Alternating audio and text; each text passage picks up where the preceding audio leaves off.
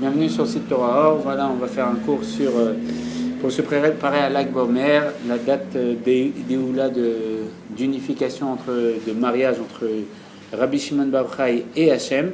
On va faire un Mahamar du Rabbi. Le Mahamar du Rabbi, c'était l'année 5745, donc 1985 en français. Et voilà, on va laisser le Rabbi parler, comme dit notre ami le Rav Nissenbaum. Quand les grands parlent, les petits se taisent. Alors on laisse le Rabbi s'exprimer. Le Rabbi ramène un discours chassidique, donc un Mahamar, un autre Mahamar, prononcé justement par le Rabbi Maharash, comme on sait très bien que le Rabbi Maharash, la date de naissance du Rabbi Maharash, c'était Bet Iyar, le deuxième jour du mois d'Iyar.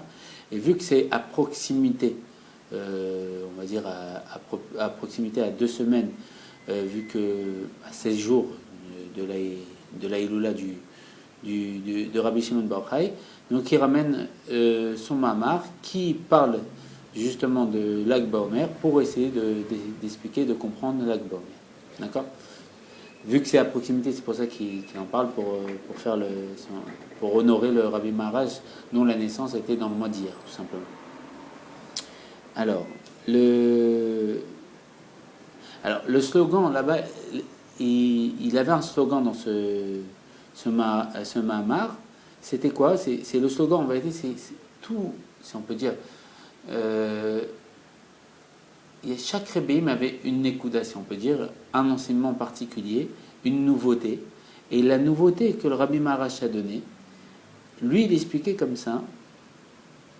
Le monde dit que s'il y a un obstacle, on essaie de passer en dessous de l'obstacle, et si on n'arrive pas, on passe par-dessus.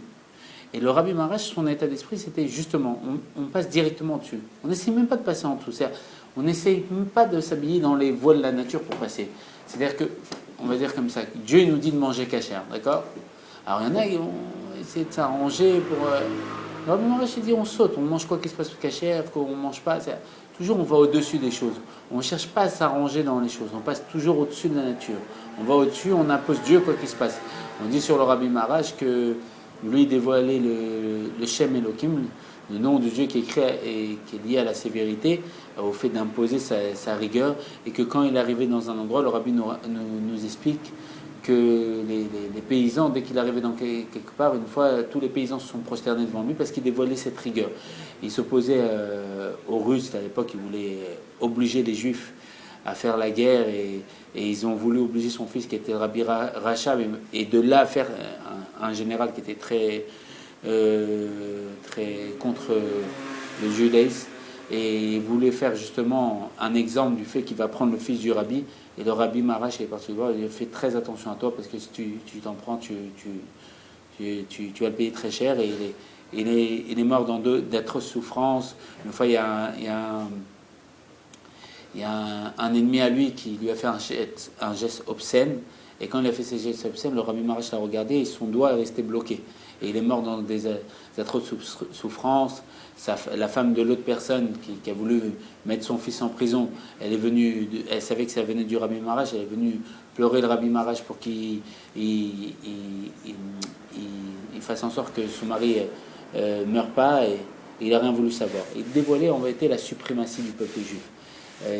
Et voilà, ça c'est le Rabbi Maharash qui est né Tiferet chez Benet Tiferet, on va dire la beauté de la beauté, l'équilibre de la beauté, et on sait très bien qu'il dévoilait, c'était lui-même la réincarnation de Shmuel Hanavi, du prophète Shmuel.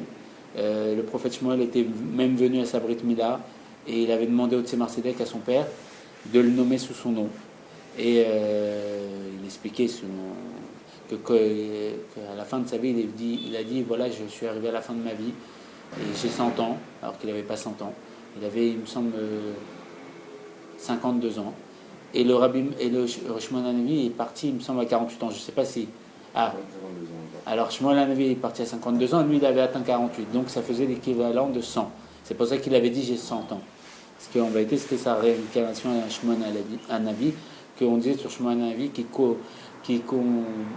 correspondait à Moshe Aaron réunis.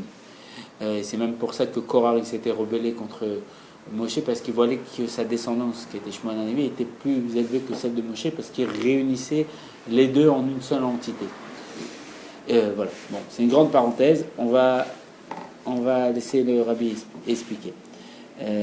Donc il expliquait, comme on a dit, que pour lui, il fallait pas passer en dessous de l'obstacle, il fallait aller au-dessus, parce qu'a priori les gens ils disent qu'il faut voir si on peut passer en dessous, mais lui il dit d'emblée il faut aller au-dessus, il faut aller toujours au-dessus des choses. Dire qu'il n'y a pas de, limite, il y a rien, il y a rien d'autre à part Dieu, on passe au-dessus. On n'est pas impressionné, on n'est pas mis de pelle, on n'est pas impressionné du monde. Ça c'était l'état d'esprit du Rabbi Marash. Et il explique que par rapport à ce qui est relaté, ce qui est expliqué dans le Zohar, le Zohar on sait très bien c'est le livre de Rabbi Shimon bar Yochai, que de lui découlent tous les secrets de la Torah, toute la Kabbalah découle de ce livre si on peut dire, tout ce que le Harizal nous a transmis après, l'éclat de lumière, et que Eliyahu Hanavi a dit à Rabbi Shimon bar Yochai, de ton livre les enfants d'Israël appelleront la délivrance. Et voilà, c'est un livre de perfection absolue, un livre voilà, extraordinaire. Et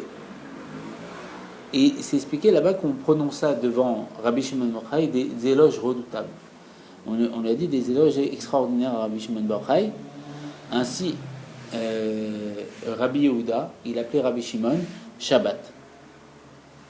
C'est une éloge absolue parce que dans un sens, Shabbat, ça fait référence à Dieu qui s'est reposé dans le niveau du Shabbat. Donc, si on peut dire dans cette façon de voir, il se repose du fait que Rabbi Shimon bar Yochai se dévoile.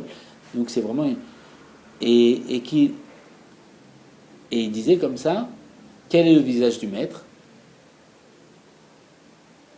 Il disait, c'est celui de Rabbi Shimon bar Yochai. Le visage du maître, c'est celui de Rabbi Shimon bar Yochai.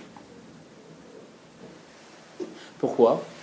Parce qu'il y a des Tanaïm à l'époque de Rabbi Shimon bar Yochai qui comparaient son visage au visage de Dieu. Alors vraiment, on faisait des éloges extraordinaires. Dans le Zohar, tout ça c'est expliqué. Comment on peut faire des éloges aussi absolus, au point de dire que le visage de Rabbi Shimon bar Yochai, c'est le visage de Dieu, de Akadosh Baruch Hu. Parce que bon, il y a plusieurs niveaux de Dieu, mais de Dieu qui s'appelle Akadosh Baruch Hu, Akadosh, on sait ce qui est saint, ce qui est séparé. Baruch, c'est toujours une amshara de faire descendre ce qui est séparé. C'est pour ça que la bracha, on fait descendre la sainteté de Dieu qui est séparée. Ou c'est lui, c'est-à-dire on fait descendre Dieu lui-même. Comment on peut dire que ce qui est saint, ce qui est au-dessus du monde, et qui descend grâce au fait qu'on l'appelle, se dévoile à travers à travers lui, à travers Rabbi Shimon bar Yochai. Alors c'est les choses qui sont abordées, et voilà. Et donc on va continuer. Alors il dit que on va comprendre tout ça grâce au fait des éloges qu'on fait à Kadosh Baruch Hu, à Dieu lui-même. Pourquoi? On peut s'interroger à ce propos. Pourquoi? Est-ce que Dieu il a besoin d'éloges? On a besoin d'honorer Dieu. Dieu il a besoin du fait qu'on dit ah tu es grand, ah, tu es merveilleux. Est-ce que Dieu il a besoin de ça? C'est un besoin pour lui. Si on dit que c'est un besoin pour lui, ça serait un manque chez lui. C'est-à-dire que s'il a besoin que nous on lui fasse des éloges, c'est qu'il est limité au fait d'avoir des éloges par nous. Comme on sait très bien que la grande question qui est en Kabbalah, selon la profondeur de la Torah, il est marqué que Dieu il a voulu être roi. D'accord. Et donc si on comprend que Dieu il veut être roi, si moi je l'ai lié pas en tant que roi, on va dire que Dieu il a besoin que je l'ai lié en tant que roi, parce qu'il veut être roi. Alors Dieu il dépend du fait que je l'ai lié en tant que roi. C'est une question en Kabbalah. Alors les Kabbalistes ils expliquent que non, parce que Dieu il était roi par lui-même. C'est qu'il était un roi de telle façon, de telle perfection qu'il n'avait pas besoin qu'on élise ou pas. Parce que sinon, c'est limiter Dieu du fait que moi, je suis obligé de... C'est-à-dire, si je n'élis pas en tant que Dieu en tant que roi, il a un manque, Dieu, si on peut dire. Il dépend du fait que je l'élise ou pas. Ça va? D'accord. Donc, on continue. Et le rabbi, il dit qu'on connaît l'explication qui est donnée à propos que tous les mondes sont insignifiants devant lui, devant Akadosh Baruch Hu, et l'influence qu'il accorde au monde est pour lui une descente. Comme on explique que tous les mondes spirituels, l'infini de mondes spirituels qui précèdent ce monde matériel limité, tout ça, pour lui, pour Dieu, c'est insignifiant, c'est comme inexistant. Et plus que ça, c'est une descente de niveau pour lui. C'est quelque chose de très bas pour lui. Tous ces mondes qui sont le summum de toutes les compréhensions, l'infini, tout ce qui est au-dessus de toute cette nature, de ce monde. Et donc il explique que le Rabbi, c'est juste pour révéler en lui. Alors, il n'y a pas besoin de notre éloge, parce que juste tous les mondes spirituels qui descendent d'abord de Dieu, c'est une descente, comment Dieu va s'exprimer. Et ce monde qui est le plus grossier et le plus matériel, c'est le plus bas du bas. Et comment nous, on va... Il n'a pas besoin de nos éloges. Comment le plus bas du plus bas va... Vu que tout est une descente même des niveaux les plus hauts, qui sont les mondes spirituels, c'est une descente pour lui. Comment nous, on fait des éloges à Dieu, ça crée quelque chose à Dieu? Alors le Rabbi répond. Il dit en vérité que le fait de faire des éloges à Dieu, c'est éveiller une volonté d'accorder une influence au monde. C'est qu'en vérité, grâce au fait qu'on va faire des éloges, on va prier, on va faire tout ce que Dieu nous demande à travers la Torah, on va créer des influences, des dévoilements de Dieu de façon plus continuelle, plus exprimée, plus qu'on va pouvoir plus perceptive un individu. On va plus voir Dieu comment il se manifeste dans le monde, comme on dit, Akadosh Baruchu, Akadosh ce qui est séparé, Saint c'est toujours Mouvdal, c'est séparé, Baruch c'est Amshacha, faire descendre ce qui est séparé, ce qui est caché, ce qui n'arrive pas à s'habiller dans le monde. Grâce à l'effort du monde, grâce à l'effort des hommes, Baruch, on va faire descendre une Amshacha, on va faire descendre Dieu, on va dévoiler Dieu. Et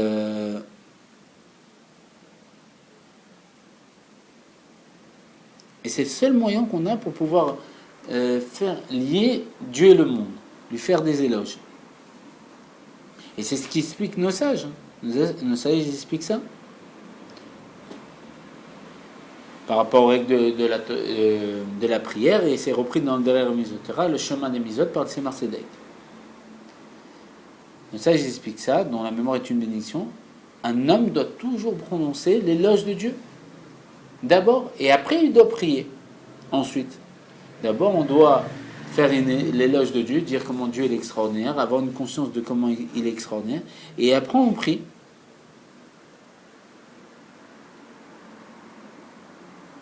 Parce que du fait qu'on va faire l'éloge de Dieu, ça va engendrer chez Dieu, si on peut dire, l'envie de descendre, et grâce à ça, le fait qu'il va avoir cette envie de descendre, il va pouvoir entendre notre prière. C'est pour ça que les sages, dont la mémoire est une bénédiction, nous ont dit qu'il faut faire l'éloge de Dieu. Pourquoi? Parce que la prière, c'est une injonction de la Torah. C'est quoi? De demander à Kadosh Baruch Hu, au Saint béni soit-il, de la satisfaction de nos besoins. Pourquoi on prie? Pour demander à Dieu qu'il réalise nos besoins. Mais pour qu'il puisse réaliser nos besoins, il faut qu'il puisse entendre nos besoins. Et la seule façon d'entendre nos besoins, c'est de lui faire des éloges, ce qui engendre chez lui un mouvement de descente, de proximité avec nous, et cette proximité va engendrer le fait que quand je lui demande des besoins, grâce qui est la demande qui est orchestrée par le mouvement de la Torah, de la prière instaurée par la Torah, ben, il va pouvoir entendre mes besoins, il va pouvoir les réaliser. C'est une mitzvah de la Torah de prier et de demander ses besoins à Dieu, et de Dieu pour, on va dire, de demander les besoins, de prier Dieu, de les satisfaire, c'est une mitzvah tout ça. Pourquoi? Parce qu'il faut se convaincre qu'il n'y a personne d'autre qui peut satisfaire mes besoins à part Dieu. Sinon, ça s'appelle l'Avodah Zarah. Si je crois que ça dépend de quelqu'un d'autre, Avodah Zarah, l'idolâtrie, ben c'est l'idolâtrie, c'est croire que Dieu ne dirige pas tout. Chazé Shalom, que Dieu nous en préserve. Et donc, c'est ce qui est exprimé là. Bon, il ramène tous les éléments, le Rambam, Sefer HaMizot, tout s'expliquer, tout ça. D'accord. On pourra aller voir. Alors, on continue dans le chemin du Mahamar. Et il explique là-bas qu'une injonction de la Torah, c'est une force accordée. C'est la possibilité de mettre en pratique. Le fait que la Torah nous demande de faire la chose, on va pouvoir dévoiler la chose. Mais malgré tout cela, c'est pour ça que les sages dont la mémoire était une bénédiction nous ont dit qu'il faut faire l'éloge. Si tu ne fais pas l'éloge, tu ne vas pas pouvoir faire descendre Dieu. Et il ne va pas pouvoir entendre ta prière. Donc avant la prière, c'est pour ça qu'ils ont dit qu'il faut faire des éloges à Dieu, dire comment tu es extraordinaire, afin d'éveiller chez lui le désir de satisfaire nos besoins. De celui qui prononce les éloges. Celui qui va prononcer les éloges, il va engendrer chez Dieu le fait que Dieu va être proche, il va entendre ce qu'il a demandé, et il va satisfaire ce qu'il demande. Il va satisfaire ses besoins. Et de là, on comprend que c'est... Pourquoi il nous a dit tout ça, le Rabbi? C'est pareil pour Rabbi Shimon, Bar Yochai. Pourquoi? Parce qu'il lui faisait des éloges. Tu es comme Shabbat. Tu es le visage du maître. Tu as le même visage des Tanaïm, il disait. Les Tanaïm, c'est pas... Les Tanaïm, c'est... Ils pouvaient faire ressusciter des morts. Tu as le visage du maître. Tu ressembles à Kadosh Baruch Hu. Comment c'est possible? Pourquoi? Parce que lui aussi, il était infiniment plus haut que tous les Tanaïm. Que les autres Tanaïm de sa génération. Il était séparé d'eux, à l'image de Dieu. Sans aucune commune mesure avec lui. Et pareil, pour obtenir son influence, il fallait faire des éloges, à l'image de Dieu. Si on ne faisait pas d'éloges à Rabbi Shimon Bar Yochai, on ne pouvait pas recevoir son influence. C'est pour ça que les Tanaïm le comparaient à Dieu. Parce que comme pour Dieu, il est séparé, il est au-dessus de nous, il faut lui faire des éloges pour recevoir son influence. Pareil, Rabbi Shimon Bar Yochai, il avait ce niveau-là, si on peut dire. Et c'est pour ça qu'on lui disait, t'es le niveau du Shabbat. Pourquoi? Parce que Shabbat, Ayom Kul Shabbat, c'est le jour de la délivrance. Et Dieu, il a créé le monde en 6 jours, le 7e jour, il s'est reposé, c'est Shabbat. Dieu, il est dans la dimension de Shabbat, dans la dimension de la délivrance. Il est complètement séparé, lui, il est dans Be'oz bi, comme on dit dans la prière. Joie et allégresse dans son endroit. C'est-à-dire qu'il est dans un niveau de délivrance, et il nous attend à le rejoindre dans la délivrance. Pour générer une influence de lui, il faut le lire, il faut lui faire des éloges. Et pareil, Rabbi Shimon Bar Yochai touchait de ce degré-là. C'est pour ça qu'il était complètement séparé par rapport aux autres Tanaïm et qu'il fallait lui faire des éloges pour pouvoir faire en sorte qu'il nous attribue une influence de son niveau qui était tellement élevé. Et c'est pour ça qu'il ressemblait à son maître, qu'il avait le même visage de son maître, parce qu'il avait atteint le niveau de proximité avec Dieu de telle manière qu'il touchait ce niveau-là, ce niveau de Shabbat, ce niveau de délivrance. Il vivait la délivrance de son jour, en son jour. Et là-bas, il explique que ce Mahamar du Rabbi Maharash, on explique qu'on peut comprendre les éloges prononcés grâce à tout ce qu'on vient d'expliquer. Le Rabbi actuel nous explique comment le Rabbi Maharash explique comment se fait-il que les Tanaïm, les élèves de Rabbi Shimon Bar Yochai, lui faisaient des éloges. Devant lui. Devant lui. Hein? On va faire l'éloge d'une personne qui... Ah, là, si. Devant lui. Ah, ouais, bien sûr. Et mais lui, il avait la dimension du Shabbat, une dimension proche de Dieu. Peut-être cette dimension ne s'applique pas aux gens du commun. Là, on parle de quelqu'un qui était surélevé par rapport à tous les Tanaïm de sa génération. C'est tout à fait particulier. C'est, comme Rabbi Shimon Bar Yochai le dira lui-même, s'il y en a un qui mérite l'élévation dans cette génération, c'est moi. Et je peux acquitter tout le monde de tous les tikkunim, toutes les réparations à faire. Bon, c'est particulier. C'était la réincarnation de Moshe Rabbeinu après la faute. Après. La faute de Chet Haïgel ou... Chet Haïgel, ouais, exactement. Et il est parti, s'est voilé en enseignant la Torah, il s'est voilé à nos yeux. Le niveau le plus haut de la Torah qui s'appelait Hidra Rabbah, qui est le dévoilement de la Chassidoute, le début, la source de la Chassidoute, si on peut dire. Il tremblait à savoir s'il pouvait la diffuser ou pas. Le Rabbi Schneorzen même, la Nourazaken, dit que si on aurait étudié Chassidoute avant, qu'elle soit dévoilée, on aurait brûlé, tellement que c'était élevé. Alors,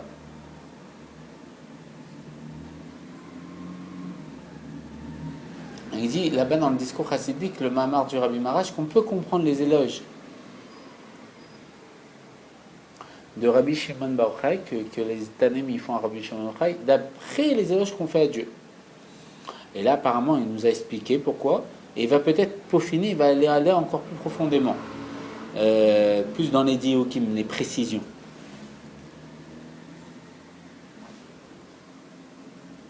déjà, il y a une preuve qu'on peut recevoir grâce au fait de faire des éloges, une influence sans aucune commune mesure.